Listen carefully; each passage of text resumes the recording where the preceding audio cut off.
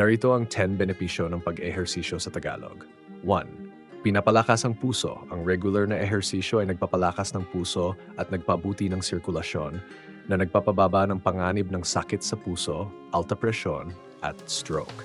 Nagpapabuti ng kalusugan ng isipan. Ang pisikal na aktibidad ay nakakatulong sa pagbawas ng mga sintomas ng depresyon at pagkabalisa, pagpapabuti ng mood, at pagpapataas ng pangkalahatang kalusugan ng isipan sa pamamagitan ng paglabas ng endorphins. 3. Tumutulong sa pagpapanatili ng timbang. Nakakatulong ang ehersisyo na mapanatili ang tamang timbang sa pamamagitan ng pagsunog ng mga calorie at pagpapabilis ng metabolismo na nagiging mas madali ang pagmanage o pagbawas ng timbang. 4. Pinalakas ang kalakasan ng kalamnan at buto. Ang mga ehersisyong nakakapagpalakas tulad ng weight training ay nakakatulong sa pagpapalakas at pagpapapanatili ng mass ng kalamnan at densidad ng buto na nagpapababa ng panganib ng osteoporosis. 5. Nagdaragdag ng enerhiya.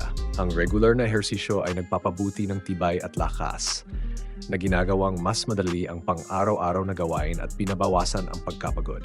6. Pinapabuti ang kalidad ng pagtulog. Nakakatulong ang ehersisyo na mas mabilis kang makatulog at mapabuti ang kalidad ng tulog na nagdudulot ng mas malalim na tulog. 7.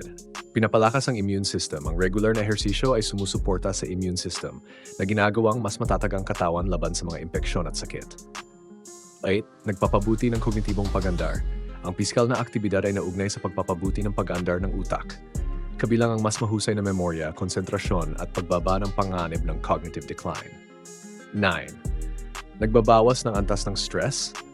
Ang ehersisyo ay nakakatulong sa pagbaba ng stress hormones tulad ng cortisol at nagpapataas ng produksyon ng endorphins na natural na nagpapataas ng mood. 10. Nagpapahaba ng buhay. Ang regular na physical na aktibidad ay naugnay sa mas mahabang buhay dahil sa pagbaba ng panganib ng mga malalang sakit at pagpapabuti ng pangkalahatang kalusugan.